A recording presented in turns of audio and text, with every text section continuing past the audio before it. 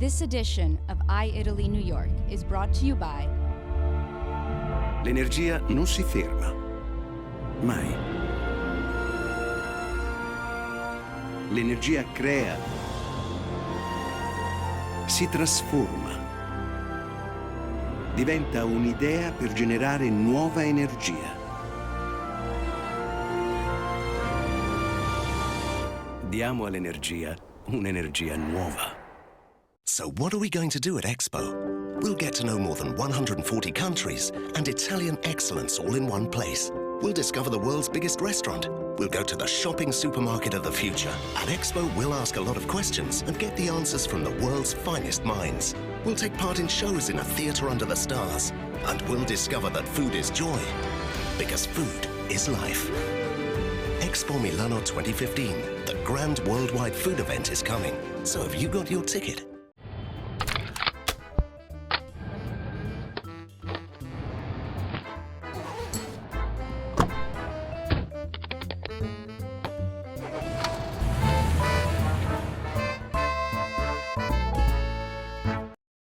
On this week's episode, People, pleasure activist Fred Plotkin interviews Mayor Firenze, Dario Nardella. Dolce Vita, Chef Lidia Bastianich for Risotto in il Duomo di Milano. Events, cinema and dance at Montclair State University. City, gala dinner for the Scuola Italia at Cipriani's on 42nd. And now let's start with Dario Nardella. I'm very honored to have with me today the mayor of Florence, Dario Nardella, discussing his city and specifically certain cultural aspects of the city that perhaps you don't know about. Signor Sindaco, benvenuto a New York. Thank you, grazie mille. Vorrei iniziare parlando di una cosa molto fiorentina di cui si parla molto meno, la musica. So che lei è musicista, come mai che è andato a Firenze all'inizio? Dove è nato? Sono nato in provincia di Napoli. Sì. E la mia famiglia si è spostata quando io avevo 12 anni da Napoli a Firenze, ma il mio incontro con la musica è molto precedente a quello con la politica, tant'è che ho cominciato a studiare a 7 anni proprio a Napoli, nel più antico conservatorio d'Europa, il conservatorio di Napoli, San Pietro a Maiella. E poi la legge, come mai? Beh, la legge perché da un lato, ahimè, ho dovuto fare i conti con una realtà del mio paese, l'Italia, che ha una grande storia di musicisti, un grande patrimonio, ma che tuttavia non dà molte occasioni di lavoro ai giovani musicisti. E quindi ho scelto una strada più pragmatica per poter avere più possibilità professionali e di successo nel lavoro. E quindi ho scelto la legge, mi ha sempre affascinato il diritto. Per un bel periodo ho seguito sia l'attività musicale che quella universitaria. Chi ha bisogno di più fantasia, un musicista o un avvocato? Bella domanda. Per un musicista è obbligatorio aver fantasia. Per un avvocato non necessariamente, ma gli avvocati che provano a interpretare la legge con un po' di creatività e un po' di coraggio hanno successo. Quando si pensa all'opera lirica, si pensa a Milano, Napoli, Venezia, Torino adesso, altre città. Non si parla mai di Firenze. Sbaglio? Se lo dice lei qui dagli Stati Uniti le credo, questo un po' mi preoccupa perché in effetti, come ha ricordato, il recitar cantando, l'opera nasce a Firenze con la Camerata dei Bardi, Peri, Caccini e poi Monteverdi e tutti i grandi musicisti. Accanto a questo vi è anche il fatto che Firenze oggi ha un teatro molto importante, con un festival, il Festival del Maggio Musicale Fiorentino, che è il più antico d'Europa dopo quello di Salisburgo. Se però tutto questo non è molto conosciuto nel mondo, penso che prima di tutto noi fiorentini dobbiamo interrogarci perché. Questo significa che dobbiamo essere più capaci a far conoscere questo grande patrimonio. In effetti molti turisti, visitatori vengono a Firenze e la prima cosa che fanno è visitare la Galleria degli Uffizi, sì, che è sicuramente un must. Tuttavia sarebbe anche bello per questi turisti poter visitare i luoghi della musica. Parliamo del nuovo teatro, che ho visto solo da fuori. Bellissimo. Puoi raccontare com'è dentro? Il nuovo Teatro dell'Opera di Firenze è un esempio di architettura moderna italiana, realizzato in 2 anni e mezzo. Rappresenta, a mio avviso, un esempio di tecnologia come pochi nel mondo, perché ha una torre scenica immensa, con 3 palcoscenici mobili e un sistema di tiranti per le scenografie completamente automatizzato e tecnologico. Direi che è davvero un bel esempio di città moderna, con una piazza molto ampia e una cava dall'esterno di quasi 3.000 posti, dalla quale si vede tutta Firenze. È una terrazza sulla città che prima non esisteva, unica per il suo genere e per la sua posizione. Vale la pena. E poi c'è il Teatro della Pergola. E poi questo gioiello. Lì cosa cade? Beh, il Teatro della Pergola è il cuore della prosa di Firenze ed è al centro di una rete di teatri storici della città, appunto il Teatro Niccolini e l'antico Teatro Goldoni, che è un piccolissimo teatro classico di 300 posti circa nell'Oltrarno. Sento molto spesso da chi viaggia in Italia che spesso sono delusi dalla ristorazione fiorentina. No, non è vero. Al confronto di altre città, la cultura gastronomica fiorentina è particolare perché è la cultura di cucina povera, reso eccellente. C'è un programma per valorizzare la classica cucina fiorentina nella ristorazione. So che a casa si trova. Chiunque voglia visitarla, penso debba prepararsi a spendere qualche giorno in più in questo luogo dove è nata l'arte, è nata la musica, è nata l'architettura, e girare qualche vicolo e lì sicuramente scoprirà una antica osteria dove mangiare una buona ribollita o una pappa al pomodoro indimenticabile. Quando vengo andiamo insieme, assaggeremo. Grazie. Affare fatto. Grazie a voi. Let's eat Italian with i-ItalyTV.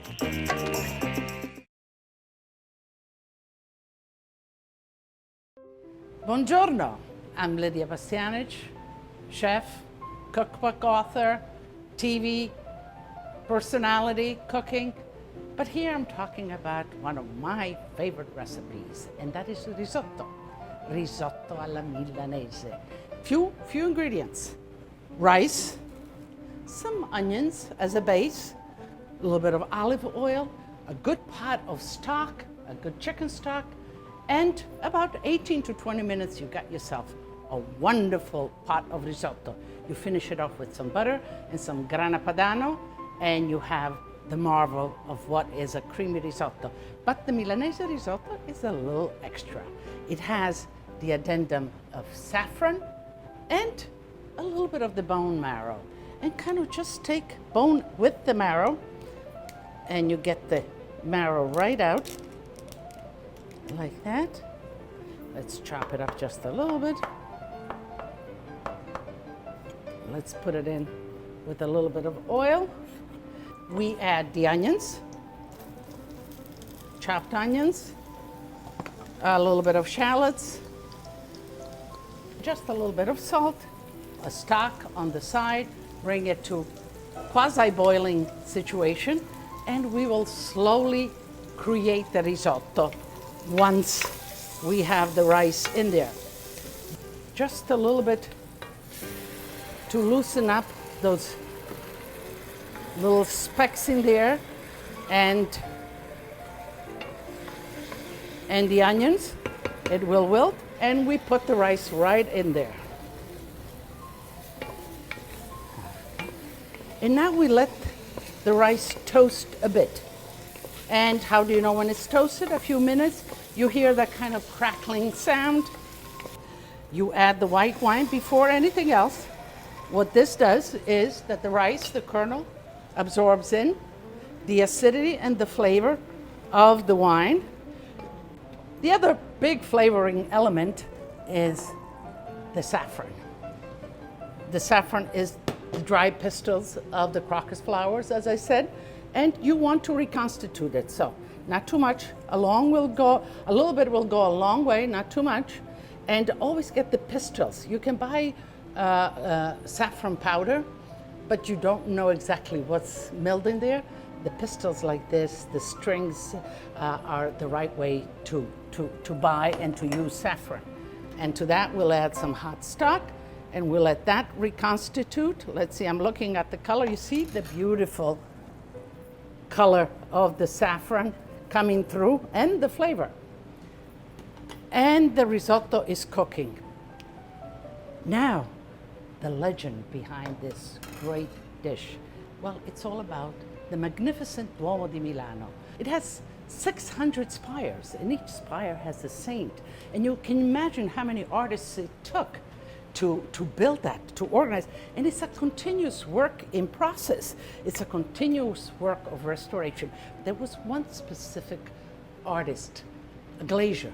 It was Maestro Valerio de Fiandra. His assistant is really who's responsible for Risotto alla Milanese. His assistant lived in the surroundings, had a family. His daughter was getting married, and he was going to do a party on the grounds. He went into the laboratory where they were doing the glass and the painting and put a big pot on for risotto. Risotto everybody loved, was a luxury, was a delicious dish. And as he was busy moving and cooking, the little jar of saffron fell into the risotto, and this beautiful hue of gold came over the risotto. It looked beautiful, it smelled beautiful. It is part of a flower, it's quite edible, and hence the risotto alla Milanese was born. The Duomo, it's a magnificent place. Every time I go to Milano, I must pay homage to this beautiful Duomo, and I look at it from afar. I look at all this, the stiples. I look at it looks like it's made out of icicles. It looks like a fairy tale. We need to maintain, keep evermore the brilliance in that beautiful, masterful piece of work.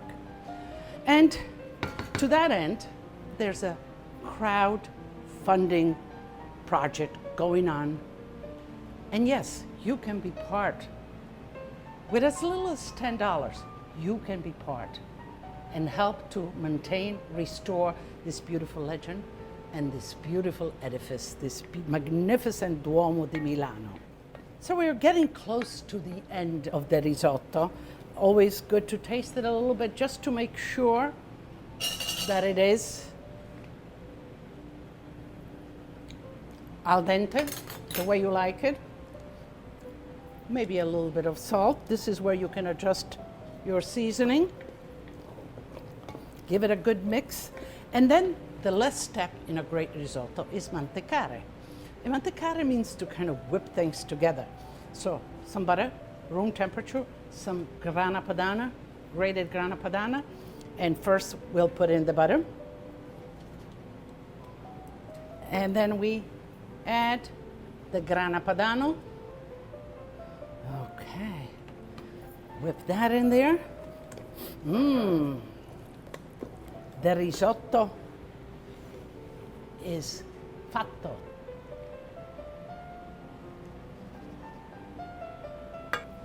A little bit more of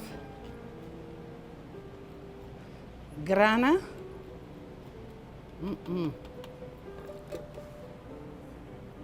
And some good white wine, and the risotto is done. It's time for you to become part of this wonderful tradition, culture.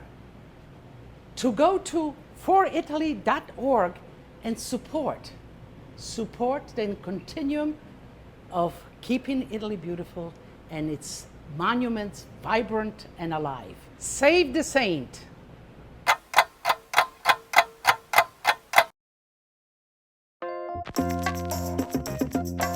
This is William speaking from New York, and these are the events of this week.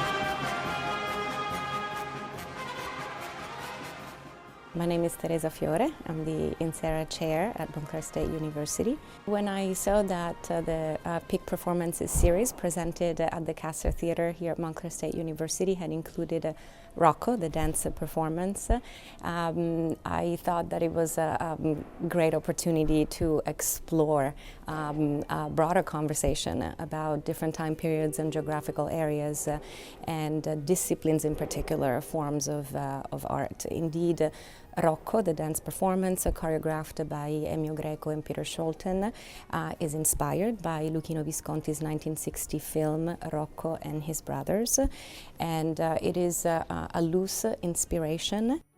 Rocco e I suoi fratelli was the departure point for a piece that we started to create in 2008. It's a piece for four male dancers, investigate the relation between human beings, basically. So the duality between people, the duality in yourself, that also you express in the relation with the other. This is a program in three parts. The first one, the film screening of Visconti's Rocco and His Brothers. The second, obviously, Rocco, the dance performance itself at the Castor Theatre. And the third one, the conversation with the choreographers Emio, Greco and Pieter Scholten and the four dancers of ICK Amsterdam. The starting point of the film was more the boxing, then really the whole story of the film from Visconti. And so it was not really to translate this film into certain dance scenes, but more take the structure of the boxing, so the rounds and the rest, the pauses, more into the dance. The performances of Rocco were very special in the way the performance used the space. There was a boxing ring that was built on stage, and the audience was seated on all four sides of the boxing ring. And that made for a very immediate experience. The audience was very close to the performances, to the performers and the performance. There is not just an audience sitting in the main front, but we create four different fronts, so no main fronts.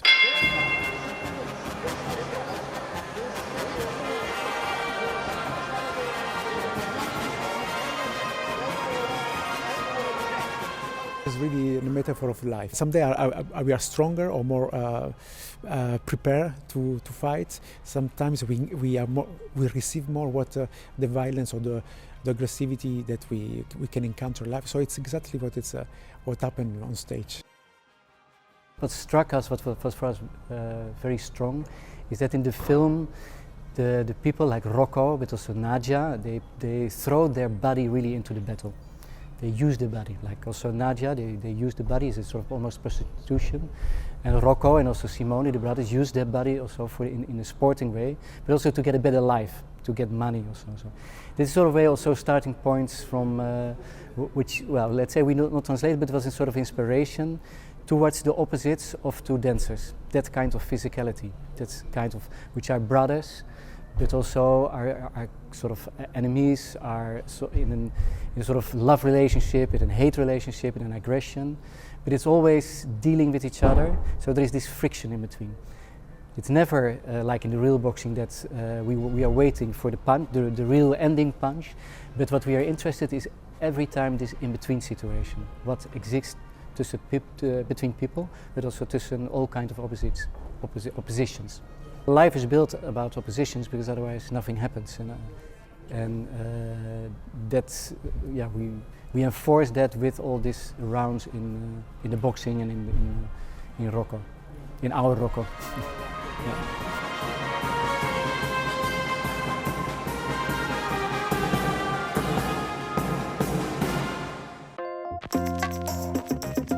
This is our Italian city. Let's take a little journey with us.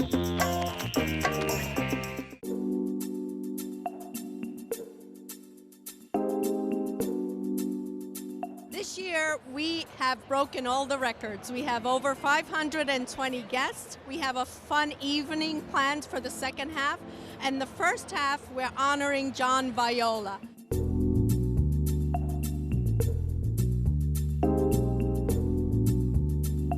La scuola, it's really an important reality, not only for the Italian community, because it's becoming something important for the culture of New York.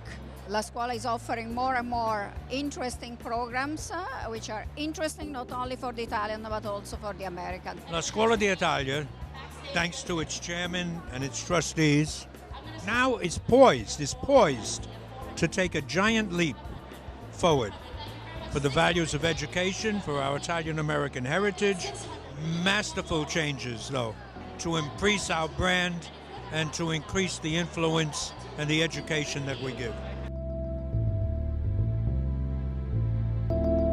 La Scuola d'Italia has become one of the most important institutions in Sistema Italia. We have 300 students and their parents, and we are growing with our plans to go to 500. We are looking at a building of 100,000 square feet, which will be the most important institution of its type in the United States. We're going competitive. È una scuola che si trasformerà nel futuro, perché specialmente con una nuova struttura, con un nuovo edificio, avremo la possibilità di ampliare le nostre offerte educative, avremo la possibilità di offrire tanti altri corsi, tante altre opportunità, attività culturali, attività di sostegno, attività di arricchimento e di ampliare anche il calendario scolastico, di arricchirlo con classi di sabato, con corsi estivi.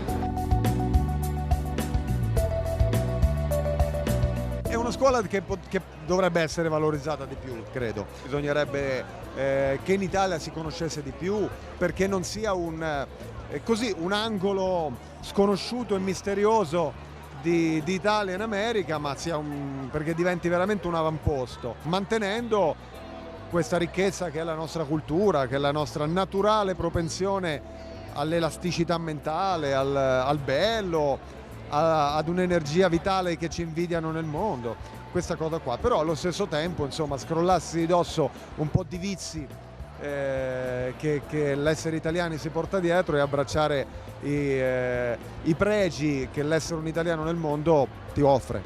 Tonight, La Scuola d'Italia honors you, John Michael Viola, a man of sterling rectitude, admirable comportment, and joins with those who applaud your past achievements, as well as those who hold forth for your future great expectations. First of all, I want to thank the Scuola and its leadership for recognizing not what I've done, because I haven't done that much, but what I hope to do. It's important to be here not just because it's the only Italian school in New York, but because it's the only institution in the United States that you could send a child and they'll learn not only the Italian language, but they'll learn the Italian life, the Italian soul, the Italian spirit. You can do that when you're amongst other Italians, and this is the institution that can do that for our country, and it's an important task.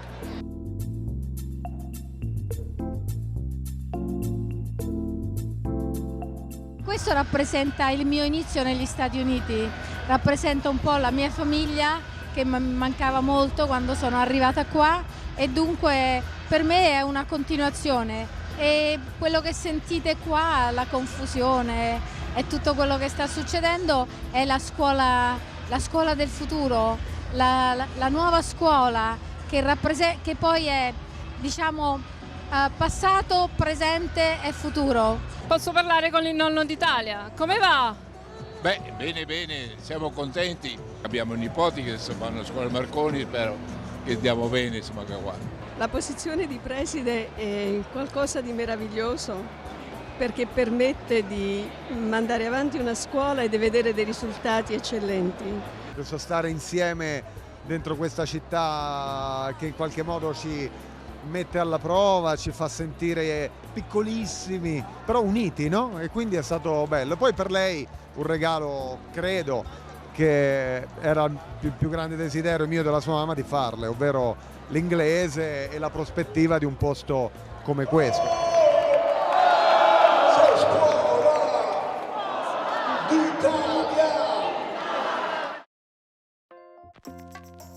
In next week's episode, people at the new Lorenzo da Ponte Library with Minister Dario Franceschini.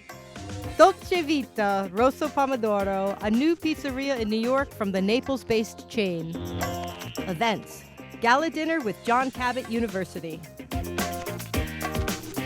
City, sculpture at the age of Donatello at Mobbia Museum.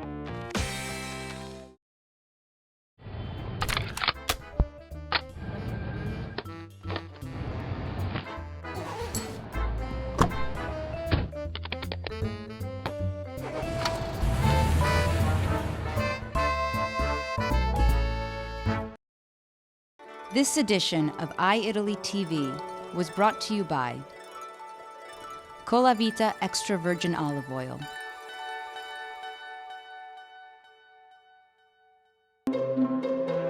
and Cheerio chopped tomatoes.